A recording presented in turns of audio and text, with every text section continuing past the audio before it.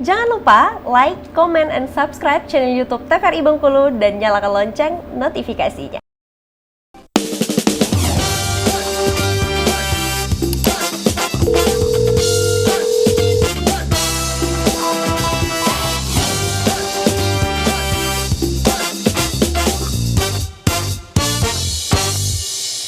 Yang penyakitnya adalah judulnya sudden deafness ya. Nah, apakah itu?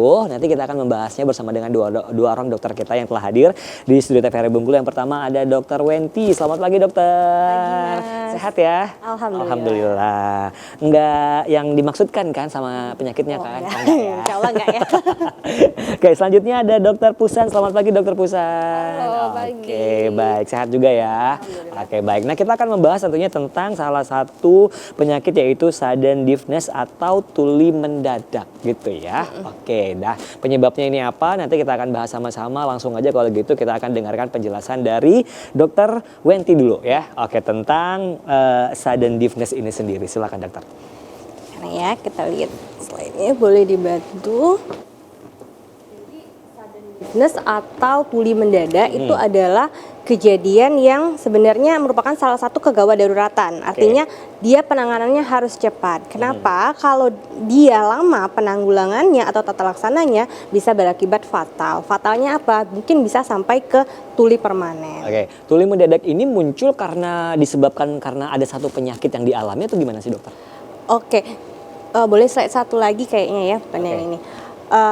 Kalau apa tadi, Mas? Tadi kan tuli mendadak nih yang kita bahas. Nah, terus tuli mendadak ini muncul karena penyebab dari satu penyakit atau tiba-tiba ada? Ya, jadi sebenarnya tuli mendadak itu bukan adalah penyakit, bukan satu penyakit ya, tapi merupakan bisa jadi efek samping dari sesuatu penyakit ataupun gejala dari penyakit yang lain nantinya. Oh, jadi efek samping dari satu penyakit. Misalnya kita mengidap satu penyakit, terus muncullah tuli mendadak ini gitu. Oke. Jadi kalau misalnya dia itu berdiri sendiri enggak ya. Jadi dia itu bisa cikal bakal penyakit lain atau efek samping. Paling sering tuli mendadak atau sudden deafness ini dipengaruhi oleh proses infeksi. Infeksinya apa? Paling sering adalah virus. Oke, baik. Oke. Boleh silakan. Ya, boleh dibantu slide yang lain Slide mungkin yang ya. berikutnya ini slide-nya Dokter Pusan Ya, ya. oke, selagi kita nunggu slide, Iya. kayaknya kita harus sebelum kita masuk ke tuli mendadak atau sudden deafness itu sebenarnya kita harus tahu dulu ya.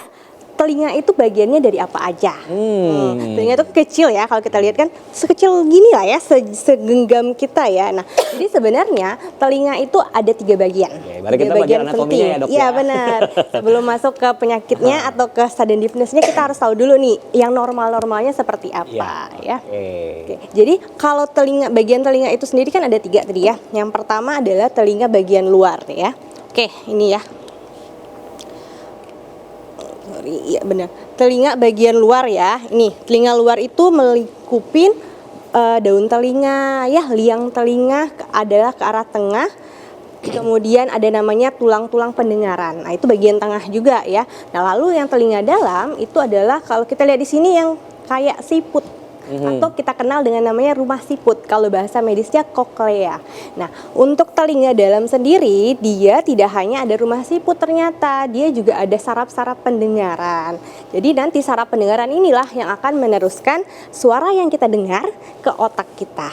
Kemudian selain sebagai pendengaran, ternyata di telinga dalam itu juga ada namanya pusat keseimbangan, ya, untuk membantu keseimbangan atau namanya vestibula. Nah, jadi kita harus tahu ini normalnya. Bayangkan ya, telinga kita yang sekecil itu memiliki komponen-komponen yang ternyata cukup rumit. Ya, barangnya kecil-kecil nih. Ini yang kayak bentuk cakram seperti ini adalah tulang ternyata. Dan itu adalah tulang paling kecil di tubuh manusia. Oke. Nah, jadi tulang kecil itu fungsinya sangat penting karena kalau nggak ada tulang itu atau tulangnya rusak, kita tidak akan bisa mendengar. Atau fungsi pendengaran kita akan terganggu.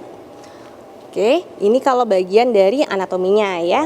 Mungkin nice to know aja ya untuk diketahui. Nah, kita masuk ke bagaimana kita bisa mendengar atau bagaimana terjadinya proses pendengaran ya. Pendengaran dari manusia. Karena karena kayaknya nggak nyaman kalau kita nggak jelaskan tentang bagaimana awal mula kita bisa mendengar ya. Jadi, ini slide-nya. Jadi pertama itu adanya suara. Nih misal ya, bunyi bel, teng teng teng. Nah, bunyi bel itu suaranya akan ditangkap oleh daun telinga. Oke.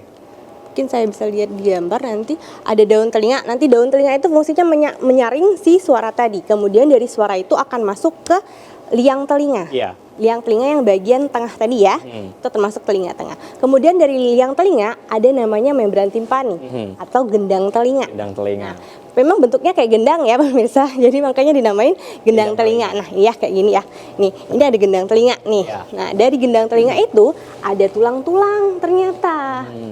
Tulang-tulang pendengaran. Nah, tulang-tulang pendengaran ini kalau yang paling ujung itu, jadi kan suara nih tadi masuk nih ke liang telinga, digetarkan oleh gendang telinga menghantarkan getaran itu ke bagian oval window tadi ya. Ya, yang tadi dong slide-nya. Nah, ini ya. Ini suara ya. Ya. Suara masuk nih ke liang telinga. Nah, kemudian gendang telinga itu menggetarkan. Ketika terjadi getaran, hantaran getarannya itu ditangkap oleh tulang pendengaran yang kecil-kecil tadi ya. Ada 3 nih. Nah, ternyata di ujung si stapes atau tulang pendengaran yang stapes ini dia terhubung dengan oval window atau jendela bulat. Indonesia ini aja ya, jendela bulat. Nah, itu adalah perbatasan telinga dalam dan telinga tengah. Nah, di telinga dalam ini kan kita tahu tadi ada rumah siput nih. Ini rumah siput kalau secara besar nih gambarnya. Jadi di dalam rumah siput ini ada cairan-cairan yang nanti akan berubah dari getaran mekanik tadi menjadi ion listrik. Nah, ion listrik itu nanti akan dihantarkan oleh, di sini ada namanya saraf atau nervus 8 lebih tepatnya ya. Nah, saraf pendengaran. Nah, saraf pendengaran itu nanti di sini sudah berubah menjadi ion listrik. Ketika berubah menjadi ion listrik, dia akan meneruskan ke otak. Di otak diterjemahkan, oke, getaran tadi adalah suara bel. Jadi sebegitu istimewanya bagaimana kita bisa mendengar. Dari organ yang sekecil itu ternyata prosesnya lumayan rumit ya. Tuh. Jadi masuk dari awal sampai ke ujung. Belum lagi yang di telinga tengah ini prosesnya ada pertukaran zat nanti ya. Pertukaran cairan yang dari mekanik menjadi listrik. Ada senyawa-senyawa listrik yang akan bertukar di sana. Baru bisa diteruskan ke saraf, baru bisa dibaca oleh otak. Jadi bayangkan kalau terjadi gangguan di bagian telinga tadi. Nah, sebelum masuk ke sana, kita harus tahu tuli itu sendiri ada 2. Oh, ada 2 tuli? Ya, benar sekali. Jadi jenis tuli itu ada 2. Yang pertama tuli konduktif, yang kedua tuli sensori neural. Seperti bentuk telinga tadi, ternyata tuli konduktif itu adalah ketika terjadinya gangguan fungsi pendengaran dari telinga luar sampai ke telinga tengah. Nah, kalau yang tuli sensori neural, sesuai dengan namanya ya, ada sensori, ada neural. Berarti ada masalahnya di bagian telinga dalam, di mana ada letak persarafan di sana. Jadi sebenarnya sistemnya sangat kompleks. Bagaimana bertukar suara dari yang getaran bisa menjadi terjemahan bunyi bel yang kita dengar teng teng teng. Nah, begitulah impulsnya ya. Makanya sangat penting untuk menjaga organ tubuh kita, terutama telinga. Telinga yang organnya kecil banget, jadi harus hati-hati. Kalau mau bersihkan telinga, kita sering edukasi pasien ya. Kalau mau bersihkan telinga, jangan sampai bagian lewat 2/3 luar. Ya, jadi batasnya 2/3 luar. Kenapa? Karena di sana ada membran timpani atau gendang telinga yang fungsinya sangat penting tadi ya untuk menggetarkan suara tadi sehingga bisa ditangkap oleh si tulang pendengaran. Nah, biasanya seringnya ini anak-anak ataupun orang dewasa, aduh gatel dok, nih digaruk atau dikorek akhirnya nggak terasa kan, makin dalam akhirnya kena lah si gendang telinga, bocor lah atau yang sering dibilang congean. Nah, kalau terjadi mekanisme kerusakan di sana atau terjadi penurunan fungsi di sana, maka itu disebut tuli konduktif. Tuli konduktif sama dengan congean tadi?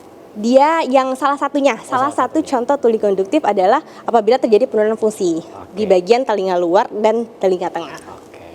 Jadi hati-hati sekali ya dok ya untuk membersihkan telinga ini sendiri, apalagi kalau sekarang cotton bud pembersih telinga itu dijual bebas banget ya. Dan sering nyangkut ya, perlu diperhatikan ya. Jadi cotton bud itu sebenarnya tidak terlalu disarankan ya, karena fungsinya itu kan dia berbetak kapas ya. Telinga kita kan lembab biasanya ya. Nah, kalau dia lembab, dia akan menambah massa di dalam sana. Kemudian ketika dikeluarkan sering lepas atau apalagi yang belinya murah-murah tuh. Rentan sekali ya. Benar sekali. Dan satu lagi, penggunaan cotton bud tidak disarankan. Kenapa? Karena kotoran telinganya bukan keluar jadinya, tapi terdorong ke dalam.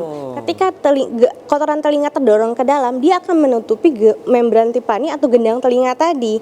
Yang otomatis kalau mau masuk getaran tadi atau masuk suara tadi, dia akan terhambat ya? karena tersumbat tadi. Maka apa yang terjadi? Penurunan fungsi pendengaran. Jadi banyak ya sebenarnya penyebab-penyebab terjadinya penurunan fungsi pendengaran. Kalau kita balik lagi ke kasus kita tadi, sudden deafness atau tuli mendadak, itu adalah Sebelum masuk dok, kita mau jeda iklan dulu ya. Kita sudah mendengarkan tentunya seperti apa anatomi dari telinganya sendiri, seperti apa suara langsung masuk disampaikan ke otak dan menjadi apa yang kita dengarkan ya dokter ya. Nanti kita akan lanjutkan kembali penjelasan apa itu yang namanya sudden deafness atau tuli mendadak. Kita akan jeda iklan terlebih dahulu. Tetap bersama kami tentunya di Dokter Keto TVRI Bengkulu bersama Kita Sehat.